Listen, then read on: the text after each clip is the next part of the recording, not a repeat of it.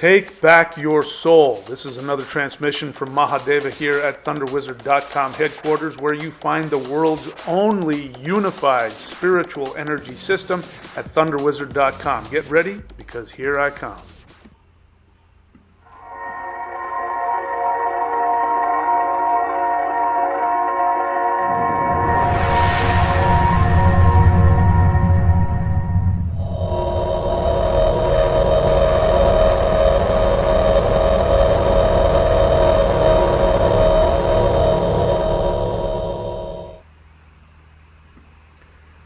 Hello YouTube, this is Mahadeva the Thunder Wizard, and I have a question for you. It's a very serious question that I don't have the answer to, but I'm very interested to see what will happen. And that question is, will there be a massive Ascension event Saturday, June 4th, 2022? If you and I both survive through that time period, we will know come Sunday, June 5th, because there's going to be a worldwide extraterrestrial contact event going on Saturday, June 4th from 9 p.m. to midnight, and that is in your own time zone. So this is going to be sort of like a string of pearls around the world as the Earth rotates into that time frame. So coming from east to west. And this is a CE5 event that will be going on Saturday, June 4th. If you're not familiar with CE5 protocols, feel free to go and search for that. Just Google CE5 protocols. And so there's been a call to do that. We just recently, as you know, had hearings in Congress by the Pentagon. It's still going on behind closed doors as well as in the public. And the military is telling us that there are unidentified flying objects, and they are hinting that they are extraterrestrial, and of course they're saying that they are dangerous. But I'm here to tell you that's not possible. So you have been programmed to fear everything. And if you look at Christianity and Abrahamic monotheism, for the past 2,000 years, our religion has been teaching us to be afraid of everything. But I'm here to tell you that for beings that have the ability to travel millions of light years to your planet in the blink of an eye, it is impossible for them to be of a lower vibration. It is impossible.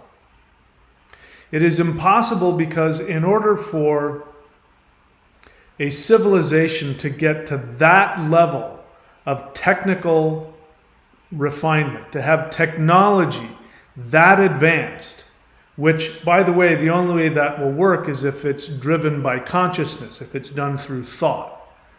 So unlike what we do, we manually push around our technology to do things for us. Our minds and our intent is meaningless. If you're thinking about going right, but you turn left, the car is going to turn left. It doesn't care what you're thinking. Whereas a horse, I've experienced this. If you have a really well-trained horse, you can sit on a horse and think about where you want the horse to go, and the horse will go exactly where you're thinking, because the horse will be able to connect to your intent, to your thoughts. So to have that connection, you have to be in a place without violence, without fear. A society that's able to create technology to travel those distances has to be a society that's completely cooperative with itself. That can't be done if you are at a lower vibrational, looking to conquer or destroy, because, we see this. Whenever you've got a species, or you've got, and our planet is a good example. We are fighting with each other all the time. We're constantly competing with each other, fighting with each other, because we're still basically primates. And so that's why we are where we are. These more advanced civilizations have the ability to use their thought and their intention and their consciousness, which means that they have an awareness of the quantum field. The quantum field is that everything, literally everything in the entire universe is connected. There is no less connection between me and this mouse that I'm touching and a star system 500 million light years away. There is no difference, because there's quantum entanglement. The idea of space, you have space-time. Space-time is an illusion. It's a property of one view of reality. So I want you to imagine a world. First, I want you to imagine this world where there is no war, there is no poverty. In fact, there is no money. There's no need to, imagine a world where nobody ever has to say, I can't afford it, I don't have the money. Imagine a world where people know what their sole desire is. They know what it is that gives them their greatest joy. And when they go and accomplish that, just by doing that, they provide a service that other people want. So there's no more work. There's just doing what brings you joy. Now, don't get the mistaken, because people say, well, what if my joy is sticking heroin in my neck all day? That's not your joy. That's somebody who's in pain and they're running away from life. Joy is always life positive, life affirming. Now imagine living on a planet where when the moment that a child is born, they are taught to fantasize. They are taught to use their imagination. They are taught to go deep within their emotional being and to use their emotions to learn how to interact with space-time. Imagine a world where children go to school to learn how to levitate. Imagine a world where children go to learn how to create worlds with their mind.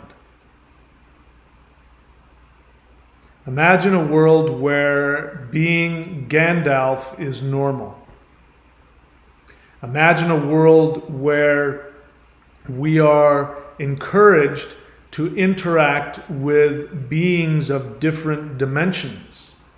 Imagine a world where human beings go to school that you don't have to pay for because teachers want to show up and parents want to provide, and kids go to these schools to learn how to transport themselves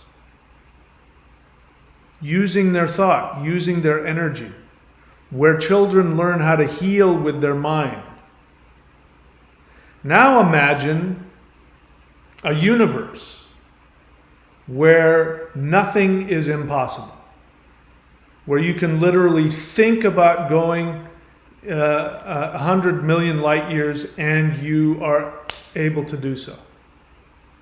Imagine being able to create with your mind, use your intention to create technologies that help you to do this. I was thinking about this the other day, and I was thinking, what would be really cool is if I could create some kind of surfboard that interacts with my consciousness, so that I could go out and surf big giant waves, and if the waves are too big, I can just think and my surfboard will go in front of the nasty white water or maneuver however I want. And that the surfboard is conscious and alive, but it's also a piece of technology. So I'm here to tell you that that world either is, here's what's going to happen. That world is either going to happen very soon, or we will die out as a species. Now, don't get worried, because your soul is eternal. You will just reincarnate into some other planet somewhere. But human beings have, they've come to the end of their limited human form. It's over. Time has come, and the universe has said, okay, humans, you guys either have to step up, or we're going to have to shelve this model and create a new one. And so our choice is either we choose to go into that world that I just described, and of course that's just my version of it. It'll be a much better version than that.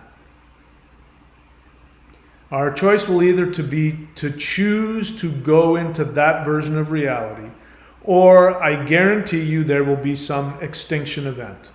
And human beings, like the Neanderthals, like the dinosaurs, will fade out of existence. I had an experience with Bigfoot 2001. In fact, it was right the day before 9/11. I was up in the mountains.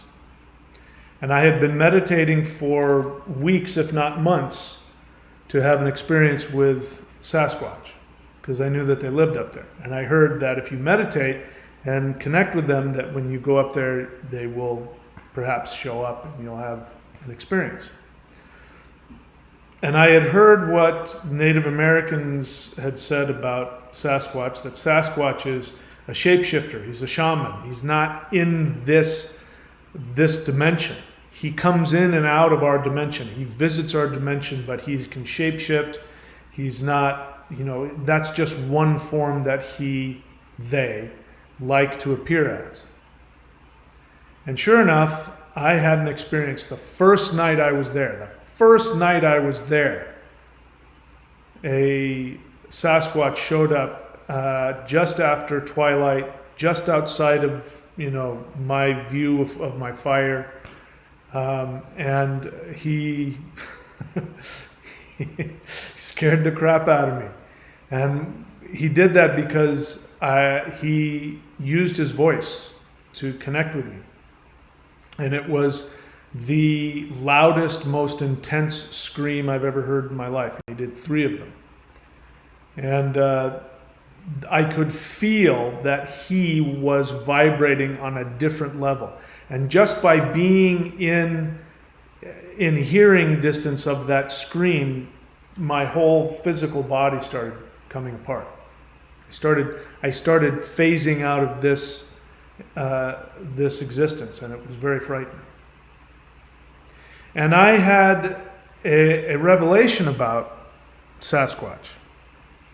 And the revelation I had about them was that millions of years ago, there were multiple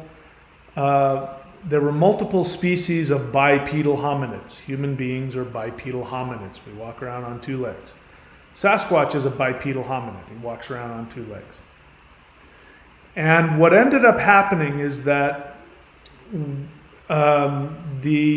our ancestors, our primitive ancestors, pre-human primitive ancestors, they started running into getting too specific for their niche, for their environment. And so they started dying out. And so there were 2 species left. There was the ancestors of humans, and there were the ancestors of Sasquatch. And each species chose a different strategy for survival. Human beings, or the ancestors of human beings, started to become very intellectual. They started to intellectualize. They use their intellect to create tools. And so we went on the path of technology. And that's what gave us the edge to be able to survive. I don't know if you know it, but human beings, the first human beings in Africa before they migrated out, they almost died out. And it was only down to like 100 or 200,000 human beings. And it was because they really became focused on their intellect and became tool makers that they survived a huge climatic shift. And then, we became the successful species that we are. The ancestors to Sasquatch, on the other hand, they took a different strategy, and their strategy was to go more into their intuitive nature, where they went more into the shamanic role of listening to the vibrations of earth, listening to the vibrations of plants, listening to and becoming more intuitively connected. So their vibrations started to shift. And as we evolved, they evolved, and then at some point, our two universes diverged. We went into two different dimensions. We, with our intellect, created a very practical black and white dimension, which created who we are. And if you've ever spent time in any real wilderness, you'll know what I'm talking about. That when you're in real wilderness, you can feel that there are multiple dimensions all around you. There's a reason why natives, oftentimes when they become westernized, modernized, they want to get out of the forest. You would think, why would they want to get out of the forest? And they'll say there are demons, there are spirits in the forest. Because human beings want to be in a more densely manifested universe that they can control. So they're more comfortable in that.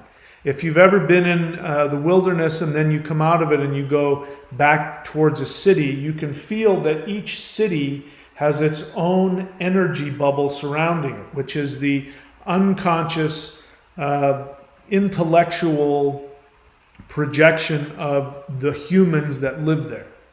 And they create their own bubble of reality. And that bubble of reality is over most of the earth. There are holes in it here and there where you can get into other dimensions, but for the most part, human beings have created this bubble. So Sasquatch created their own vibration, and that's why they phase out of our universe. And that's why you only see them in very deep wilderness. You don't see them. They don't pop into, cities because the vibration isn't pleasant for them. And they'll only show up in places that have a very strong, vibration with nature. Mountains especially. Mountains have a very high vibration where you can go in and out of different dimensions. So we need to change our dimensional vibration, or we will go the way of the dodo. Now, I had a very intense dream last night. I'm not going to get into it because it was weird. And if you follow me, you know that I don't take my dreams seriously, meaning that, just because I have a vision or a dream or an intuition, as strong as I may feel about it, I don't totally throw all of my eggs into that basket. I go, that's interesting. And then I watch to see what happens. So I'm going to watch to see what happens. My feeling is that either I, just me, myself, am going to have a major event on Saturday. And I'm totally happy if I'm wrong. If I'm wrong about it, I'll come and tell you, nope, I was wrong. And if it's not just me that's going to have this, then it could be the whole world. It feels huge. Feels enormous. So you've got that in your mind about different dimensions and how each species creates its own dimension. There's all kinds of beings in lower dimensions and higher dimensions.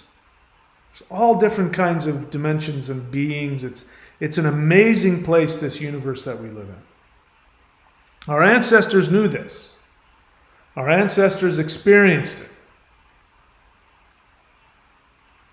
But we have gotten so densely focused. We have focused our intentional laser beam dimension into a very specific, very isolated dimension that is now no longer going to be able, it's going to start coming apart. It can't hold itself together anymore. And if you watch earlier videos of me going back a year, 2 years or more, you will hear me say things completely opposite to what I say now. I have numerous videos where I go off on people who believe in the deep state and the elites and all that. It's not that I didn't believe it was that human beings were capable of it. It's that it was just so fantastical. I just, I'm too practical. Come on. But no, the truth is, even more than I have even begun, I've barely scratched the surface. The reality is that our dimension has been controlled by very powerful people who not only have lots of money, lots of influence, who control all of the military, they control all of the banks, they're also extremely powerful sorcerers. They have technology, spiritual technologies that are far beyond what most people can comprehend. And they have been using their dark spiritual practices as well as their technologies, which we're not aware of either. They have used and created technologies that can refine and take their intentions, and they have created this bubble of perception. And it is based on fear. And it started with the Abrahamic religions, the monotheist religions. That's where it really took hold 2,000 years ago. And that religion, as you know, if you look at it, it just basically trains you to be afraid of everything and to be full of guilt and to be full of shame. And when you are isolated in yourself, you're separate from God. Remember what I said earlier about there's a quantum field where everything is connected? And what is the message of Abrahamic religion? That you are separate from God and you need to have somebody save you and bring you back. That is the assumption, that you are isolated. Now, when you're isolated and full of fear and you're full of anger, then you can be manipulated. And that is exactly what's been going on. And that is done through a bubble of perception. And anybody who, like I said, anybody who's been in any real wilderness for any length of time, you know what I'm talking about. That when you've been in a wilderness long enough, separate from any interaction from human beings, separate from technology, just connecting directly to a powerful place in nature, you will start to wake up and realize, what have I been doing? Wasting all my time thinking about money and status and possessions and rank in society, and what is all that nonsense about? It doesn't exist. It's meaningless. And then you come out of the wilderness, you get back home, and pretty soon it comes back in and your mind goes back into that mindset again. Well, that is an artificial mindset. Our Sasquatch brethren figured it out. They figured out what was important. And they have accomplished, I don't know that they have technology. I don't think that Sasquatch cares about technology. What they care about is being able to shift, to use their ability to tap into the quantum field to shift in order to experience nature. I believe that they love living in nature, and they shift into different dimensions where there's different kinds of powerful wilderness and nature for them to enjoy. And they're not human. They don't have a human vibe. They look and, they of course communicate. They have speech, different from ours, but they have speech. But they also have very powerful abilities, shamanic abilities. But there's an innocence about them. That doesn't mean they're stupid. They're incredibly intelligent.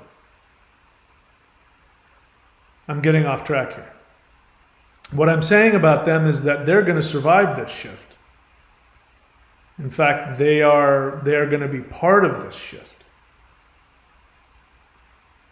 So now I want to talk to you about the Looking Glass Project, I think it's called. The Looking Glass something, the Looking Glass Project. Let me see, do I have the page up here? I was just looking at it before I came on. Do I still have it? I don't think I do. No. The Looking Glass. So, I talked about this a few months back because I found it to be extremely interesting, but I was extremely dubious that it existed because I want to stay practical. That's, I tell all of my shaman students that whatever experience you have to understand that you have an unconscious mind that is filled with fantasies and fears and narcissism.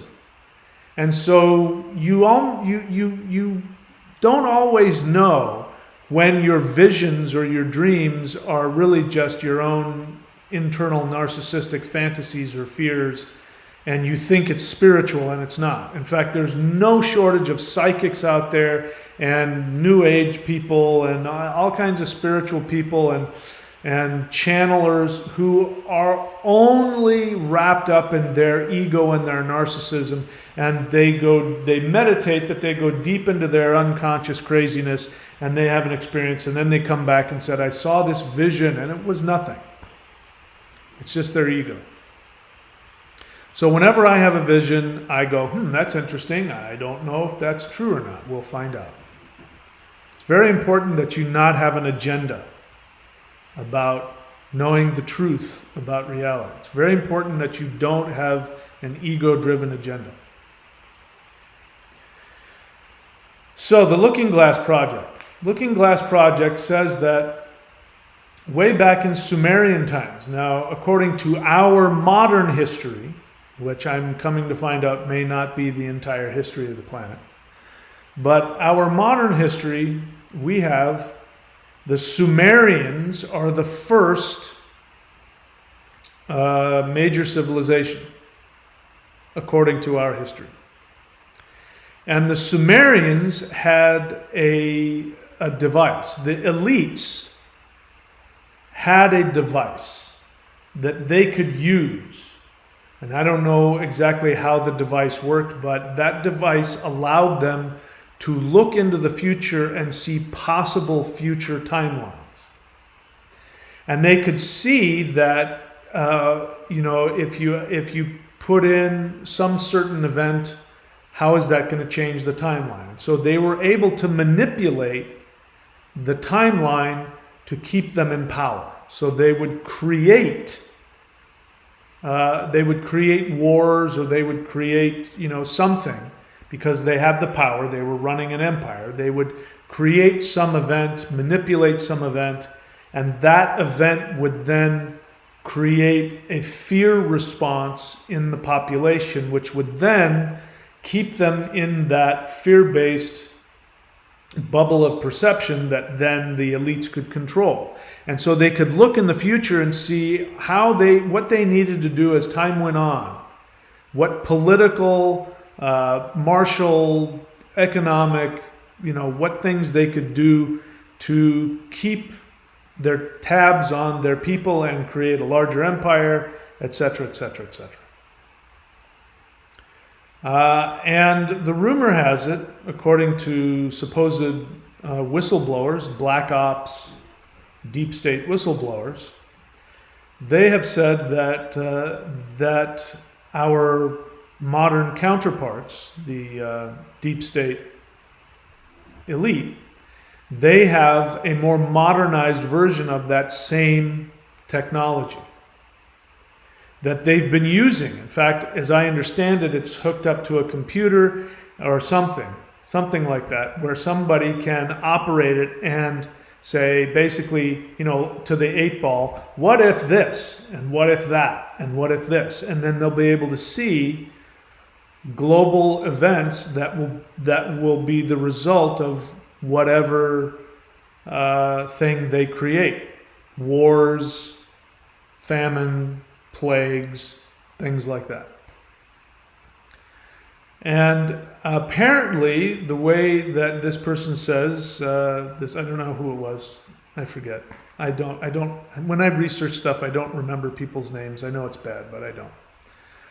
But this whistleblower said that as they were going through the different scenarios, they kept on running into this problem where after 2012, which was 10 years ago, after 2012, there's just, everything goes blank. And the only thing that they see is that there is an unavoidable mass event that changes the vibration of the world, where we go from where we are now and basically, still living very primitively, into this ascended world where thought and spirituality and intent, world peace, and enlightenment takes over, and it's almost instantaneous. And the elites lose. It's like they lose completely all of their power.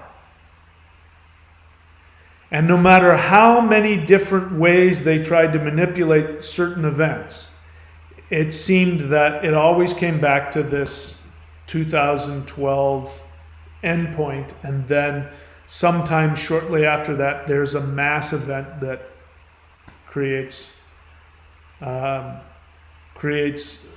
mass awareness, enlightenment. And I can tell you for myself, since September of 2021, I have had a complete shift in my understanding of the world. And what I've come to realize looking back on it, and it was very difficult. I looked back on it and I realized how difficult it was to be spiritual. How difficult it was not to buy into fear and anger. And I realized that part of what I was doing on my channel, when I was constantly coming on and telling people they have to drop the fear, is that I was really talking to myself, because I also was having a very hard time having any hope, because human beings were just so corrupt and just so unconscious and so destructive. And watching people, I've been on this planet a while, and I've watched a lot of people just spend their whole lives destroying themselves. And it's been very disillusioning. And now I'm in a completely different state, where I now have come to the realization, the absolute firm belief that the universe has always been the way that we think it should be. We're the ones that's been off. Human beings are the exception to the rule. And that what happens in that not only are we not alone in this universe, there are literally infinite numbers of planets with life on. And there's infinite numbers of societies out there that are advanced. And the rule is, the way that the universe works is that once every conscious race gets to a certain level of awareness, they become aware of the quantum field. And they drop whatever isolation, fear, violence, competition, separation, they drop it. They naturally drop it because they feel the connection to life force energy, and nobody wants to do anything destructive to themselves. This is why the elites know this. The elites are very powerful shamans. They have access to tremendously powerful magic. And they have access to tremendously powerful technologies that they use in conjunction with their magic. But even though they know of the quantum field and they know that everything is driven by consciousness, they still are trapped in their fear and their greed, which is why they can't ever really get past where they are. Which is why they keep forcing us to use petroleum when we have all kinds of other methods. I mean, in my lifetime, if you're too young, you won't remember this, but there was a guy in the 80s, I forget his name, but I remember seeing him on the news, and he created an engine that ran on water. I mean, he'd proven it. And I remember watching the news as he's pouring water into this thing that he'd, jimmied onto the back of his car, and then he's driving it, it just pours water into it. He said, it doesn't matter what, sea water, ocean water, doesn't rain water, just pour water in this thing, and I guarantee it's going to separate the hydrogen out, and you'll be able to use the hydrogen as fuel. And it creates no pollution. And magically, out of nowhere, that guy died. And as he was dying, he said, oh my God, they poisoned me. And he keeled over and he died. That's just one example. So the universe has now gotten to a place where this bubble of perception that we also participate in, by the way. So the elites can't have power if we don't give it to them. So it's time for us to grow up. But we've gotten to the end of that. And there's going to be some massive shift. I don't know what it is, some massive event. I don't know if it's going to be immediate or if it's going to be gradual. I honestly don't know. But based on the dreams that I've been having, it's coming up really soon. I mean, and I won't lie to you, it was a frightening experience. Because what I saw in my dreams was that what is coming is going to be so far out of the realm of what we think is possible that it will be challenging and it will be frightening, and our entire understanding of the cosmos is going to come just completely be destroyed. And so if we're not moving along with it, we'll get destroyed along with it. Again, don't let it frighten you. I'm just letting you know what the mindset is. So, we have, as a result of, I believe, as a result of the hearings in Congress by the deep state military, saying that UFOs exist and we don't know what they are, but we think that they're a threat to our security. One of the leading leading people in connecting with UFOs, Dr. Stephen Greer, has announced a worldwide CE5 event, which means that I'm going to do it. I've never done it before. I've been dabbling a little bit, experimenting, but I'm going to go full on with, to the best of my ability.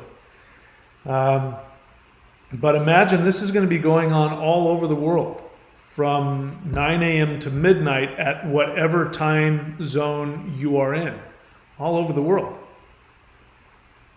And imagine the experience of the whole world. And I'm not saying this is going to happen on Saturday, but I'm just imagining. Imagine the experience if the whole world undeniably saw that there were advanced civilizations from other planets that were friendly, and that the nature of the universe is in fact a universe of love, not a universe of fear, not a universe of violence. That infinite numbers of highly advanced civilizations know that consciousness and spirituality, that peace and love and connection, acceptance, all the things that, the love and light crowd have been saying for forever. Everything is love and light. See the best in everybody. See everybody as a true being of light. See yourself, that you yourself are the entire universe. Imagine a universe filled with Dr. Manhattans that have no attachment to greed or fear, that are only interested in self-awareness and connection to the whole. That's what exists. It's so relieving for me to come to that realization that we're the ones that are out of whack, that the rest of the universe is doing just fine. It's just we've been off, we're new to this whole thing. We're just now, coming out of our crib and realizing, wow, we got to grow up if we want to play in this sandbox with everybody else. So I'm wondering, is Saturday going to be it? I don't know. But based on the dream that I had last night, I think it's very possible. So if you haven't already done so, go on to whatever search engine you prefer and type in CE5 protocols. I got the app on my phone today. It's got some cool stuff on there, and I'm gonna get my ham radios. My portable ham radio is gonna show up on Friday, and I think it's gonna be storming here, but that's okay. They're perfectly capable of, I might not see any lights in the sky, but they're still perfectly capable of interacting. I don't know how, but here's my goal. Here's what I want. A lot of people, I assume, I don't know for a fact, I assume a lot of people want to see, fancy light shows in the sky. And apparently our galactic brothers and sisters enjoy doing that because it raises awareness and expands our awareness of the universe, which is important. And by the way, one of the reasons why they're so interested in us, not only because we are connected to them, because they are in fact our family. They may even be, by the way, if you think about it, if there's somebody that you love who's passed away, it's very possible they have reincarnated on another planet that is a more advanced civilization. So it's very possible that an extraterrestrial craft shows up, outside of your window one night. It might be piloted by somebody that you once knew on Earth that you loved. That's how connected we are to them, and they to us. It's very likely many of them have been human and know exactly what it's like to be a human being. So think of them as people. They may look different. They may have incarnated into bodies that, evolved in a completely different way. Maybe they're a completely type of creature. We are, we're primates. We're monkeys. We're chimpanzees. We're 1/2 of 1% DNA different from chimpanzees. So not every planet is going to evolve chimpanzees. There are going to be other types of animal. I mean, who knows? They're going to evolve in their own way. And many of these civilizations have never evolved violence, anger, violence, greed, separation. This is a primate thing. Primates needed this in primitive. Primitive animals need that. We have to grow out of it. Many of them have evolved on planets where they never needed that. So they just, that's not part of their mindset. So don't think of them as different. Think of them, find what's the same. And what is the same is the same desire and drive that we have to connect to Source, to connect to our spirit, to connect to that quantum field of love and power. They have that same drive. And they know that their survival depends on all life connecting to that. So they have a vested interest in helping us evolve. But we have to invite them. We have to invite them into that process. They also have a very strong interest in us because our experiments with things like nuclear weapons mess with their realities. Many of them live on different dimensions. Many of them, like Sasquatch, are able to shift in and out. Many of them use dimensional realities to, as a superhighway for them to travel in their craft.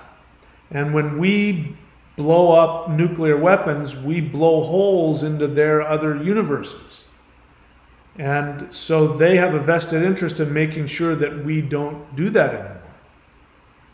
And so because they're not violent, they're going to come to us and they're going to want to help us spiritually evolve. So that's, again, it's very helpful to look at them the same way that we look at the elves, the ascended masters. And I'm not convinced that that's what the elves are. They might be. I haven't made up my mind. Maybe they can tell me if I'm lucky enough to make contact. I'll find out. I'm not attached to any outcome. Because just the process of doing this work, because now I'm doing this work even harder than I was before, especially this. I'm doing the Maoshan spirit fighting so that I can gear myself up for that higher vibrational connection. And even if that's all that comes out of it, I'm still happy. Even if it's just the awareness, the knowledge that the universe is in fact what we've always known it should be, which is a place of love and consciousness and healing. That is enough for me. I've already got my reward. I don't need anything else. I've got it all. I can take that knowledge with the skills and the techniques that I have, and I will be happy for the rest of my life. Just knowing that. Just knowing that they're out there and that is our future. Our future is that we too will end up that way. So, having said that, let's see what happens on Saturday. Between now and then, I will be sharing meditations and things that you can do to prepare yourself. I'll tell you some of the things that I'm doing to prepare myself. And I'm going to live stream before. It'll be early for some of you because I'm on the East Coast. And I'm going to live stream beforehand, and then I'm going to go, probably stop the live stream and go do my thing from 9 a.m. until midnight and see what happens. So we're going to do this together, and I'll do what I can to bring this tribe together to help us all do that. But it's really important, I think it's really important to understand that These are our brothers and sisters.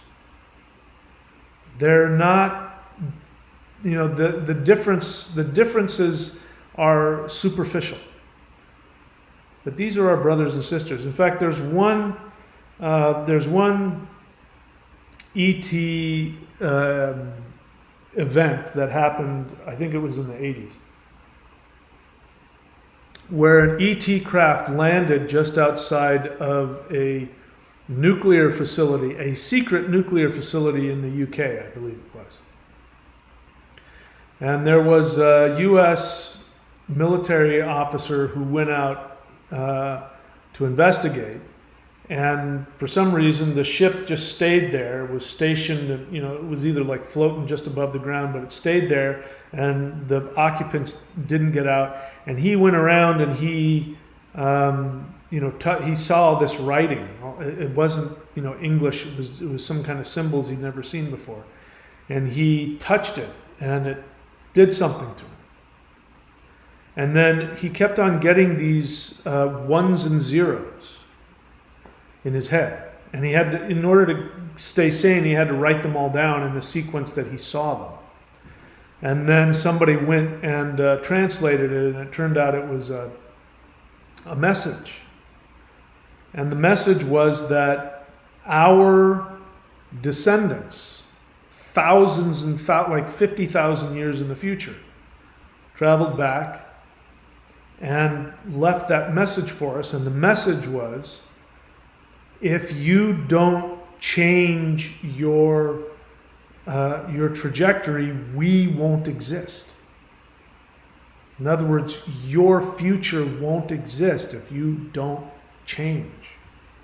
You don't let go of this violence and fear and all that other stuff. If you don't embrace the knowledge, the oneness that is in the web of weird, the quantum field.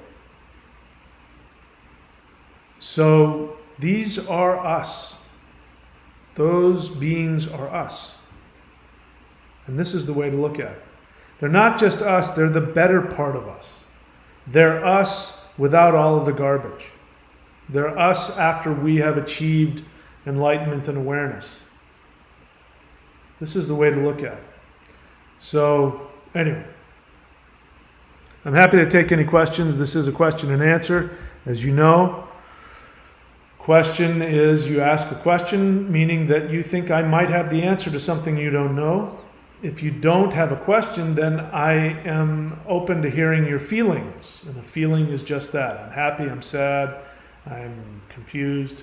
The rest of it is just noise, and I will pass by because you have your own channels for your own opinions. What else? None of those are questions.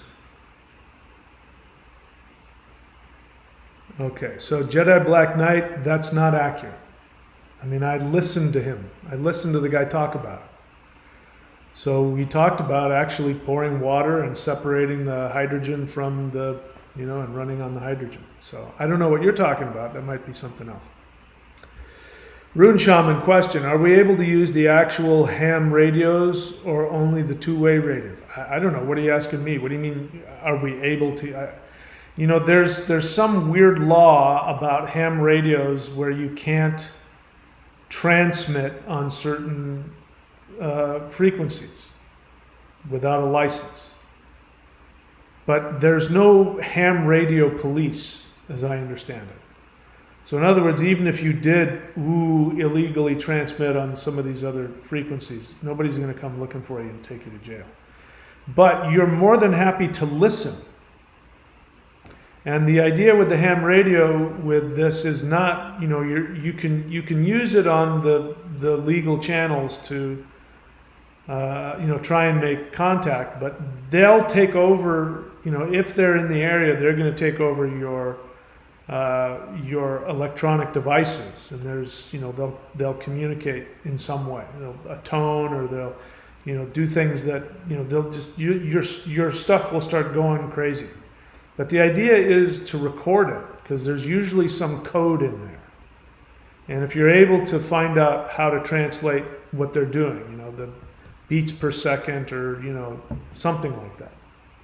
I'm way too new in this to know what the hell's going on, but I'm not planning on using my ham radio to transmit. I'm using it, I'm just going to turn it on and let them do whatever they're going to do, if anything at all. What else? Thundra question. By the way, Thundra has her own website. I forgot to mention her. And that is thundra.thunderwizard.com. She's one of my astrologers, and she has a bunch of other services. Go check her out, Thundra, thundra.thunderwizard.com. She asks, question, what do you think about different planets in our solar system hosting different beings depending on the yuga cycles and levels of consciousness they are at? I don't know. From, I believe the science. As you guys know, my dad was a physicist. My father passed away, how long ago? 20 years ago? But he may still hold this title. He had developed more satellites than any one man in the world. I don't know if he still has satellites that are around, but some of his satellites, or a couple of them, are in the Smithsonian Institute. His name's not on it because it's, whatever. But so I believe the science. I don't think that there are any planets in our solar system that are capable of hosting life as we know it. It looks like Mars used to have that ability, but no longer. So what do I think about different planets in our solar system hosting different beings depending on the yuga cycles? I don't know anything about that. At this point, I'm open to anything. I do believe that there is a thing called science, and I do believe that things can, somebody left a comment on the channel, and I responded a little harshly. He said, the moon could be hollow. There's all kinds of theories. Let's discuss. And I said, yeah, the moon could be hollow. It could also be made of green cheese. And you could be a talking banana plant. I'm not interested in discussing what could be. I don't care about that. I am a person who wants to know the truth about things. So even though I'm talking all this really out there Looney Tune stuff, it's because I've either personally experienced it and I've proven it with my experience, or my experience has given me an intuition on something that sounds credible to me. This isn't about fantasy land. Let's just sit around and fantasize for fun and nothing wrong with that either. But this is something real for me. So, answer your question, I don't have any idea.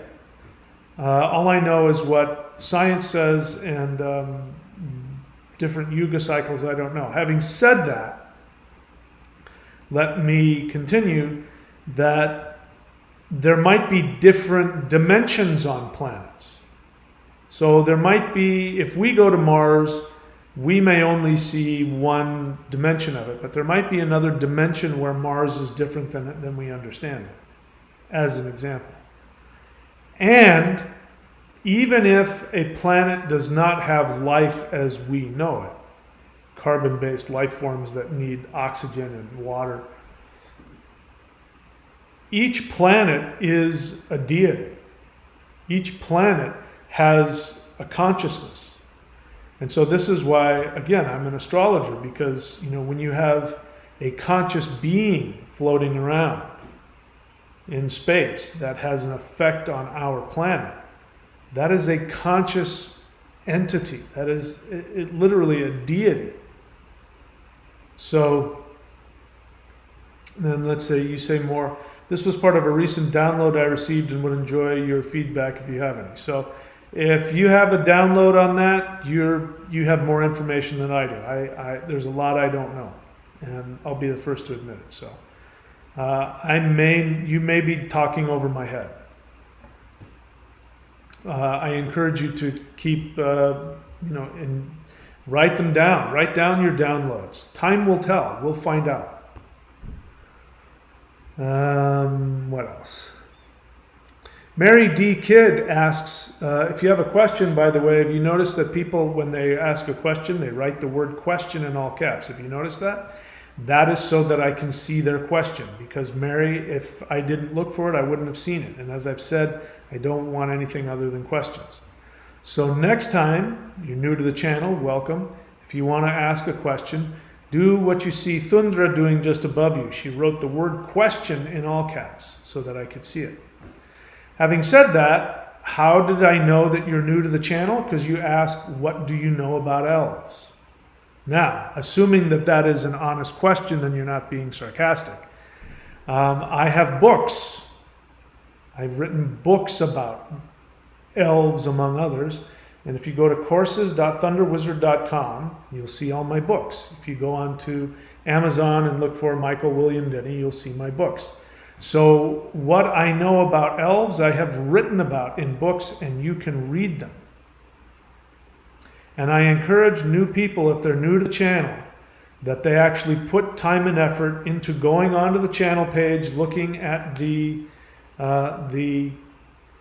playlists, or learning how to search within a channel. If you don't know how to do that, learn how to do that.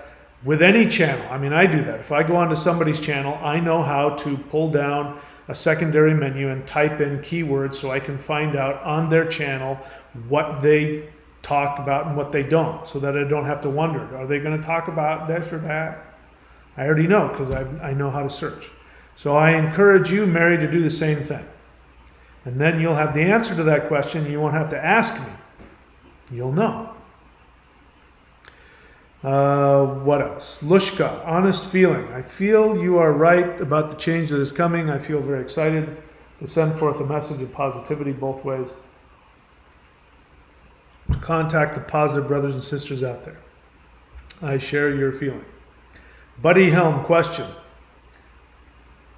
Do I have your permission to create a discussion board for people doing your practices and or people interested in your teachings? I was thinking Discord would be a good place to start this. Yeah, the truth is you don't need my permission to do that. What you can't do is you can't, in other words, you could go on right now if you wanted to. I've got on my channel, and I recommend everybody do this. Go and look at the Summoning the Immortals Qigong. That's on there. It's on YouTube for the whole world to see. It's free. You could go and learn that and go teach that at the YMCA, and I wouldn't be able to do a damn thing to stop you. I can't, once, this is my belief. Once somebody puts something out for the whole world to see, they don't own it anymore. What I won't do is I won't sanction you personally and say, I have, given you the right to go teach in my name. You can't teach in my name. You can go teach in your name. There have been people who have taken Celestial Qigong, which is my first Qigong, and they started charging people money, and making video courses. And I said, if you want to teach that, you can. You just got to call it by another name, because otherwise now you're my competition. So if you're teaching Celestial Qigong, but you're charging half the price, you're undercutting my business, and you can't. That's my name, Celestial Qigong. You want to call it, Celestine Prophecy Qigong or Joe Schmo Qigong, go right ahead and you can teach it, because what am I going to do? Send the Qigong police to your house? So, Buddy Helm, you don't need my permission. Having said that, yeah, why wouldn't I give you my permission? Why wouldn't I do that? Because, people are going to do that anyway. So yes, you have my permission. You don't have my permission to take any of my stuff and package it as your own, or to, be my competition in any way. But you're more than welcome to start a discussion group, meet with people. I've been trying to get people to do that from the beginning. So yes, go right ahead. Bryce Gertson question, when I learn all the 5-element Maushan forms individually. So Bryce, are you doing them? So you need to tell me that. I can't tell by looking at that if you're doing it or not. And I don't remember, who's doing it and who's not. At least not everybody. You say, when I learn all the 5-element Maushan forms individually, how do I combine them like you do in the side video? You don't. I'm purposefully in the side video, the one that's normally right there, I'm purposefully taking things out of context, and there are other forms which I haven't taught publicly, which I'm interspersing specifically so that people won't try and copy it. And if they do, they won't have the complete form. They'll have, I added stuff and changed stuff and made stuff up. You won't, and you shouldn't. You should do the forms exactly as they are. The stuff that you're seeing that you don't understand is not part of the 5 elements. There's the 5 elements, and then there's the 3 spirit fighting forms. I haven't taught those yet. I hope that answers your question. Jedi Black Knight, do you drink green tea? No, because it has caffeine. What I'm drinking, if you want to know, is Good Earth, sweet and spicy, caffeine free. That's my thing. Joan Holland, multiple question marks. So I don't need you to do that. If you look up, you see people like Buddy Helm or Bryce Gertson or Jedi Black Knight. They write the word question in all caps. The idea is so that I see it. I won't see that. If it's in small case, I won't see it. So it doesn't matter how many question marks you put behind it. If I'm not paying attention, I'll miss it. You're lucky there's not a lot of people on here. So now you know. And that's, by the way, that's not just me being an anal retentive pain in the ass. It's for you. I want to see your question. That's the whole point. It drives me crazy. I keep telling people that and they don't do it. And I'm like, I'm not doing it just because I want to control you. I'm doing it so that I'll see your question. Don't you want me to see your question? So you ask, have you heard about a possible Carrington type event? I don't know what that is. About coming that may cause humanity's consciousness to raise from 3D to 5D. I've never heard of a Carrington type of event, but what I just talked about is that. 3D to 5D. By the way, we're not in a 3-dimensional universe. We're in a 4-dimensional universe. Time is a dimension. You have the 3 spatial dimensions, and then you have the 4th dimension, which is time. So we're not coming from 3D to 5D, we're coming from 4D to 5D, whatever that is. So have I heard about it? Yes. I've been talking about it for the past hour. What else? Anything else? Nothing else. I don't see any other questions here. So, all right, guys. So if you haven't already done so, go and actually, if you haven't already done so, you can see it here on YouTube for free. Go and watch Close Encounters of the 5th Kind. Not the 4th kind, but the 5th kind. And feel free to take a look at any of those other videos. And any information out there, any UFO information out there that has dangerous UFOs and bad UFOs, and there's good UFOs and bad UFOs, and good aliens and bad aliens, and anything that you've heard about abductions and the scary, evil things that go on during abductions, all of that is actually human caused. Human beings have that technology. Human beings have the technology to abduct you and put you in a beam and pull you through a wall and, wipe your memory. And they have conscious robots that they've created that look just like Greys. That's why people who have been abducted talk about how weird the Greys move. How they move really weird like that. It's because they're robots. They're not actual extraterrestrials. Just to give you another example, the first abduction experience was Betty and Barney Hill, which was in 1966. So bear in mind that Roswell was 1947. So almost 20 years later, you have the first abduction event where Greys abduct humans and they do experiments on them. Now, Betty Hill talks about one of the Greys came to her with this huge needle and was going to put it into her navel. And he said to her, or thought to her, that it was going to be to check to see if she was pregnant.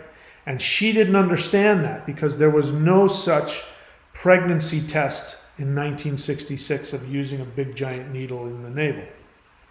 And then 10 years later, people were talking about the Betty and Barney Hill abduction event and saying, it's true. You know how? Because that's exactly how we check for pregnancy now. We use these big needles.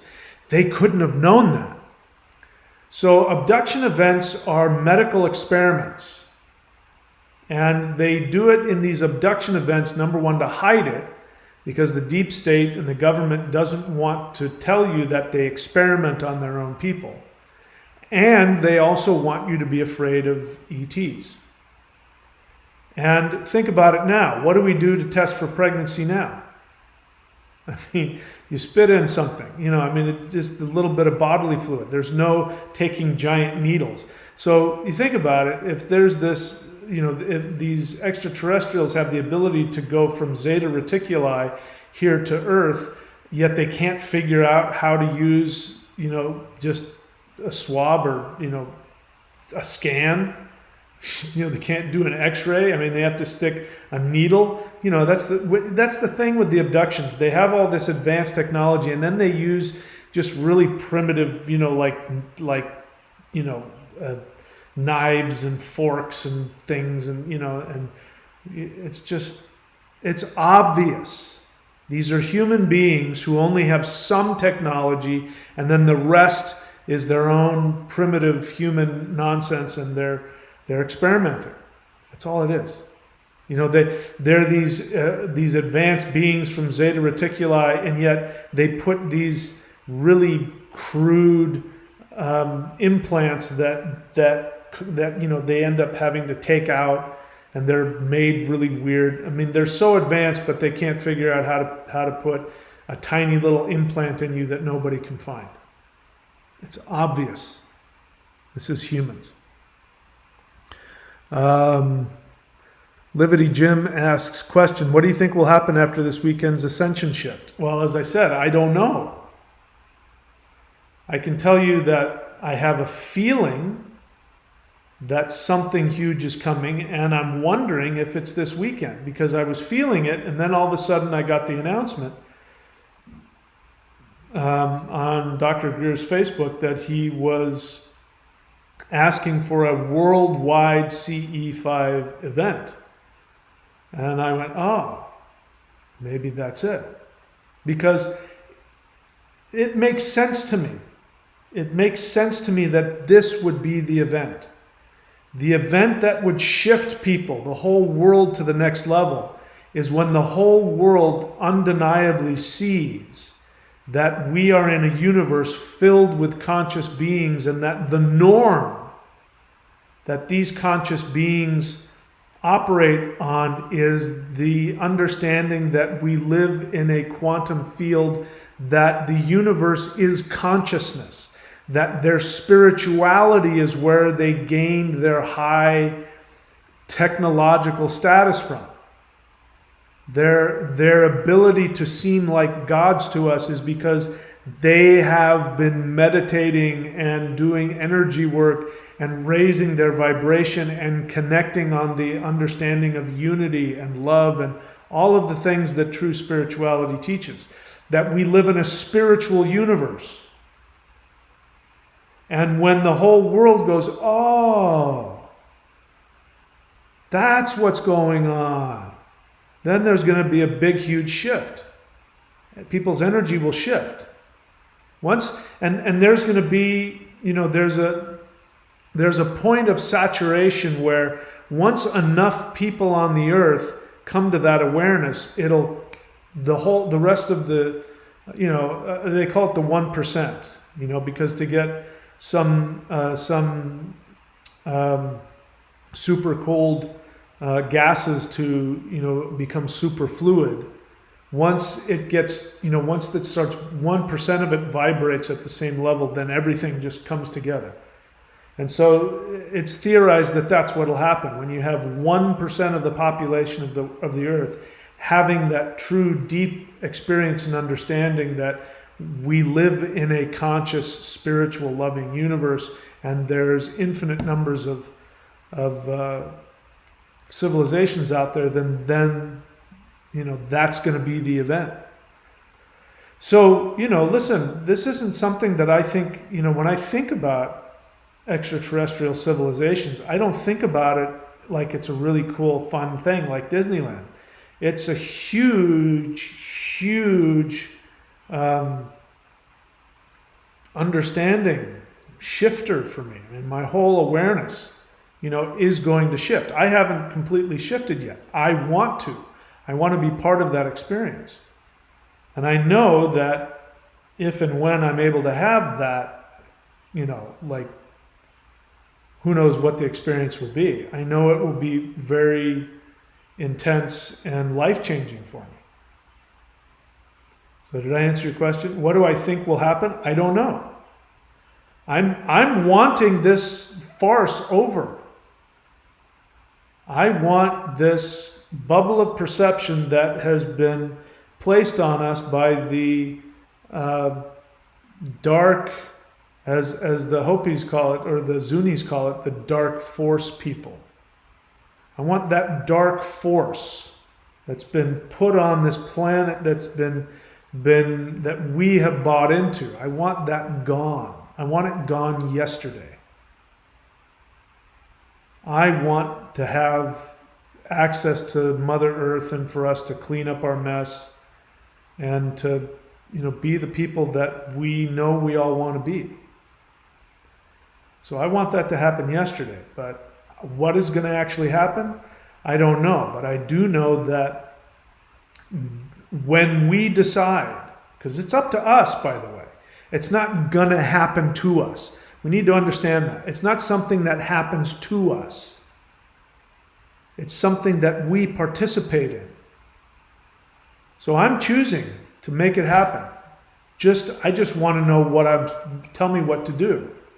Oh, there's this thing called Maushan, and I do that. That'll shift the universe. Okay, great, I'll do that. Oh, there's this thing called CE5 where I can initiate contact with higher levels of consciousness and bring it to Earth. Oh, okay, let me do that. Just tell me what to do. I'll go do it. So it's not something that's going to happen to us. It's something that we are going to choose to do. So a better question would be, what do you think you will manifest after this weekend's ascension shift? I like that question better. And then you say, what will you do if it happens? How do I know? It hasn't happened yet. So how do I know what I'm going to do? I'm going to be different. So are you. What do you mean? What do I do? I don't know. I don't know yet. What will you expect your students to do after the event? I don't expect anything. I don't know. Why are you trying to live in something you don't understand yet? We haven't got there yet. It's like if somebody were to, for instance, if you've never been to Australia before, Australia is a very different place. The plants are different, the animals are different. It's just a different place. And I've been there, I've lived there. And so if you've never seen any pictures of a kangaroo and you don't know, and somebody says, what's it going to be like? You go, I don't know, I haven't been there yet. So why are you worrying about something you haven't experienced yet? Stay here and now. And again, why are you asking me what I'm going to expect of you?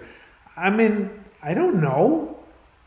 I'm really thinking about, if you really want to know, what I'm hoping to do is to gain more knowledge that I can share with you. My goal is because my main goal is to help the world shift. Of course, first I want to shift myself. But then right on the heels of that is, okay, now that I have this, I'm going to share it with people. So whatever information I get, whatever knowledge I get, and what I'm hoping is that I'll find more tools so I can create more spiritual technologies for people. And so I'm hoping that I'll come to you with more things to do. I'll have more downloads, more Qigong exercises, more meditations, more understanding and awareness. I want to give you practical tools so that you don't need anybody. That's my hope. What am I going to expect from anybody? I'm not going to expect anything from anybody. It's not my job to expect anything. My job, the way I look at it, it's my job to help you. It's my job to give you the tools.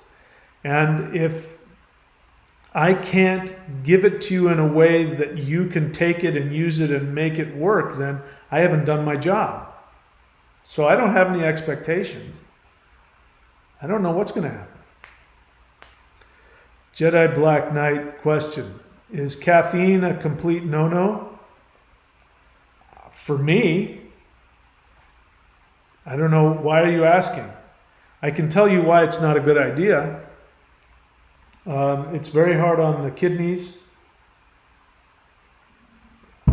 And it depletes your...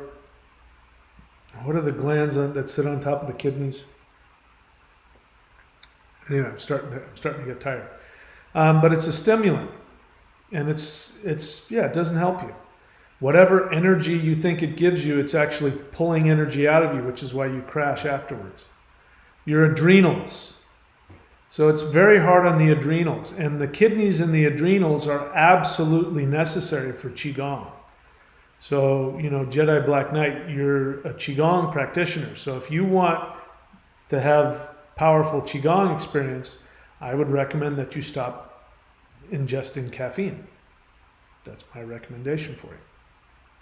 Decaf coffee is not okay. It's worse. The chemicals that they use to get coffee is bad. Coffee is horrible. Not just the caffeine in the coffee, but just the chemicals in the coffee itself.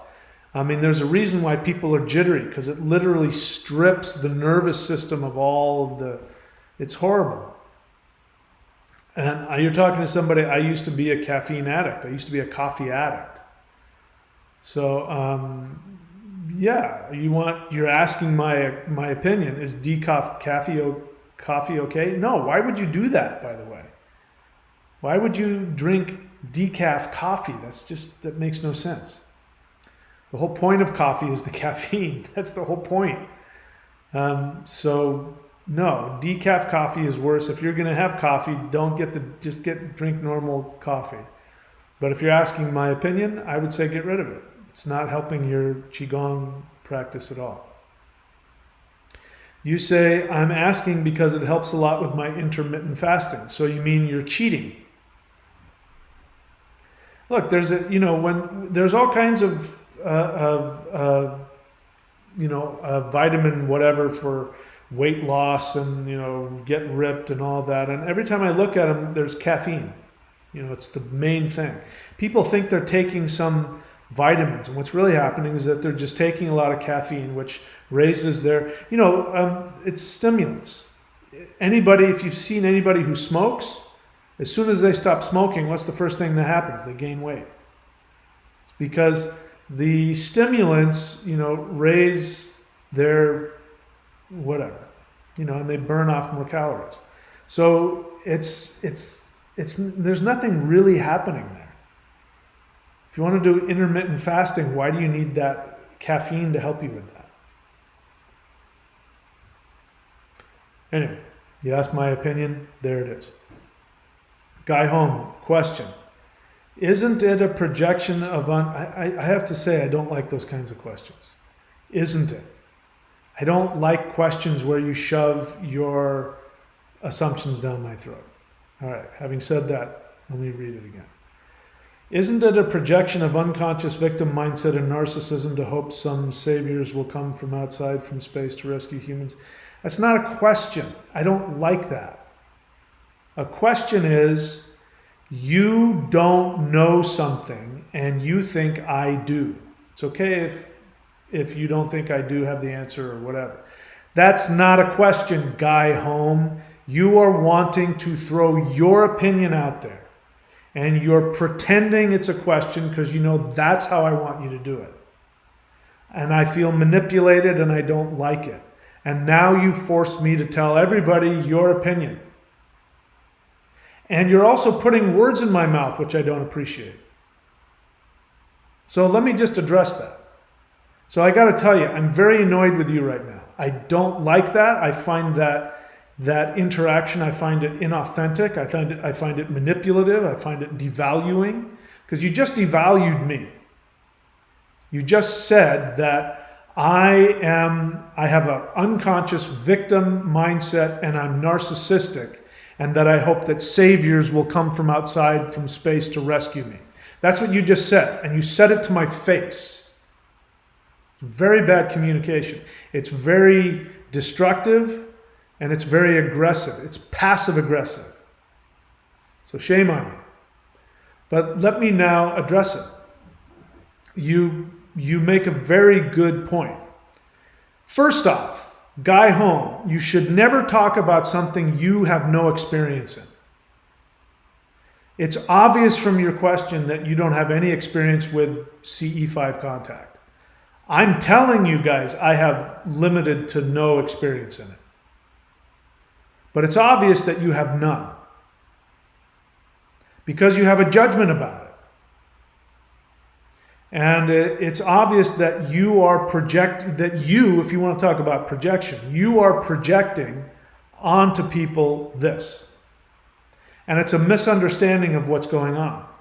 Because one of the things that is well known, and this is, I believe it, I absolutely believe it because I experience it as a teacher.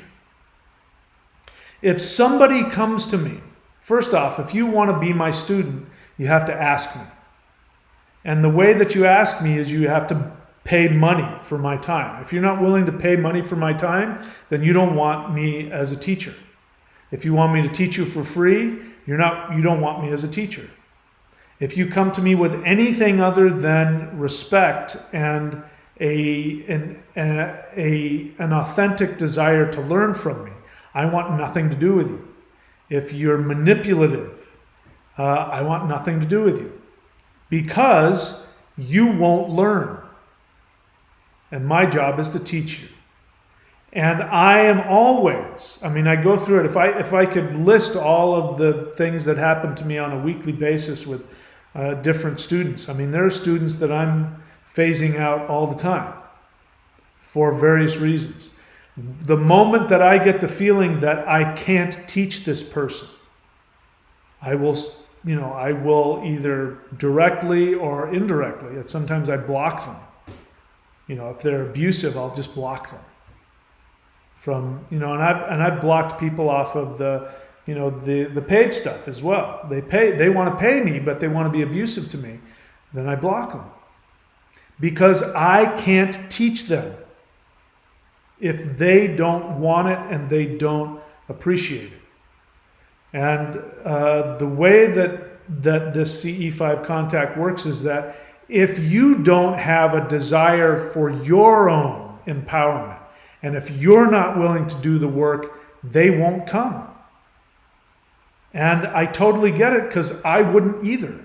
And guy home, if I was an ET, I would want nothing to do with you. Because you have that really, passive aggressive, victim mentality, fear-based projection. You're so devaluing in that. Maybe you don't see it, but it really comes across that way. So to answer your question, no. That's your projection. What I've just learned about you is that is your unconscious projection. You want somebody to come and save you. I'm not looking for anybody to save me. I don't need it. And if you were listening in the beginning of this, I even said, if nothing happens, I've got everything. I am so empowered with the knowledge that I'm not alone in this universe, that there are other civilizations that have achieved what I want for myself, which is this spiritual empowerment. The idea, I love the idea of spiritual technologies. Like the spirit fighting is a spiritual technology. I love that idea. And to be able to find teachers that could teach me more than what I have so that I can do the work. That's what I want. But if nothing happens, I've got everything. I'm going to be so grateful knowing that the universe is what I've always wanted it to be. I will be so grateful knowing that even if nothing personally happens to me, that when I'm done with this life, there are other places I can go. I can incarnate into other worlds where I get to be even more than what I am here. And everybody else will be that. So everything you just said, none of that. I want you to go and read back your own question to yourself, because none of that is what I said. None of that is what is happening. And none of that is what is necessary to evolve. And it shows you're unconscious. That's okay, you didn't know. That's why it's unconscious. But Guy Home, if you want to be on my good side, learn how to ask a question. Because that's not a question. That was a passive-aggressive dumping your opinion while you devalue everybody in the room, including me. And I don't do well when people devalue me. It doesn't make me want to connect with you. So, try again. Let's see what else. Bryce Gertson question: does the no caffeine rule apply to 5-element Maushan? It's not a rule. I never said it was a rule. If you want to drink caffeine, go right ahead. If you want to ask my opinion, is caffeine a good idea? No, it's not a good idea. It's not going to help you. It's bad for your Qigong practice. Qigong is Qigong. So Bryce, why is there a difference between Qigong and 5-element Maushan? Why did you make that distinction? Isn't it obvious that they're in the same family group? So is it a rule? No. You want to drink coffee? Go right ahead. My teachers drank coffee. One of them smoked cigarettes, and he was incredibly powerful. So if you want to, go right ahead. I'm not going to do it because it's not good for me. But you can do whatever you want. But are you asking me, does it have an effect on your 5-element training? Yes, it's not a good effect either. Rune Shaman question: can you give any advice on quitting caffeine? Taper off, and then you're going to have to go through withdrawals. Sorry. Caffeine is incredibly addictive. Nicotine also, incredibly addictive. In fact, there are studies that say that quitting nicotine is harder than getting off of heroin. The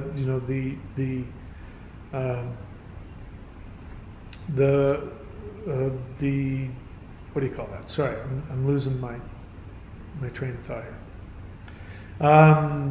So you're asking my advice, taper off, and then you're going to have to go cold turkey, and then you'll have headaches and be cranky and all that kind of stuff. And I'm so much happier. I mean, I stopped doing it probably 30 years ago, and I've never looked back.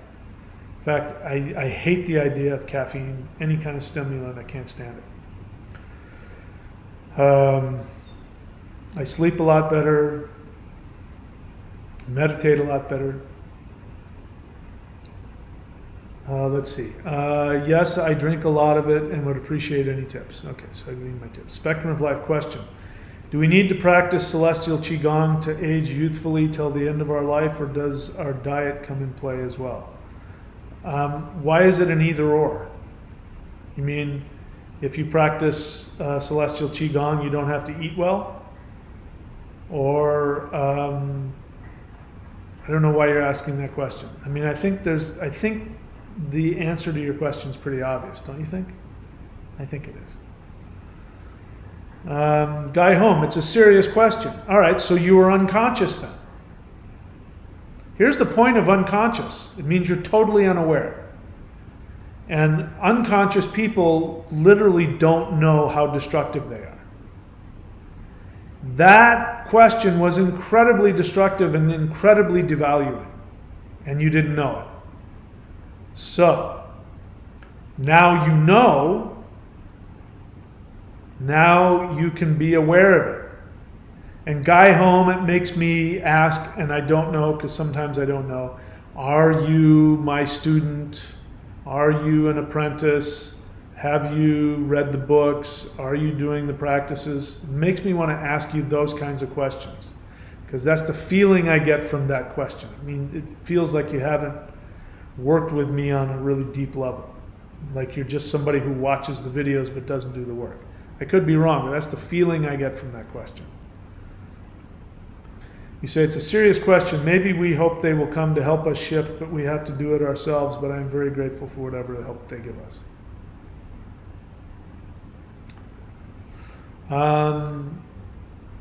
They're not going to help us if we aren't doing the work. They're going to meet us, and help us do the work. So you and I are on the same page there in that. Buddy Helm, question, do you use essential oils in your spiritual practices? Buddy Helm, welcome to the channel. Have you ever seen me ever talk about essential oils? That's the answer to your question. Do I have anything against them? No. There's a lot of things I don't do. I mean, I'm not an herbalist. I don't do Reiki. Doesn't mean that these things aren't valuable. I don't do acupuncture. Doesn't mean these things aren't valuable. It just means that I don't have that ability.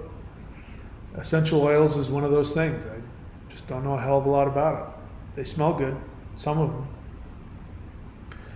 What else? Anything else? Nothing else. All right, that's it. So my apologies, Guy home, if I came down on you too hard.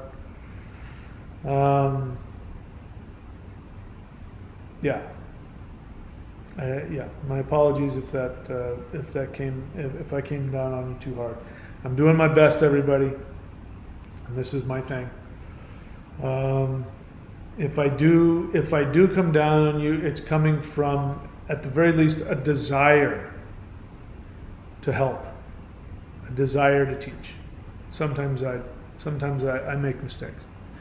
In any case, that's it for me tonight. I don't see any other questions, so it's now past midnight for me, so I got to get ready for bed. And there will be more videos coming. We'll talk about this some more. All right, we'll see you guys next time. Take care. Take back your soul. This is another transmission from Mahadeva here at ThunderWizard.com headquarters, where you find the world's only unified spiritual energy system at ThunderWizard.com. Get ready, because here I come.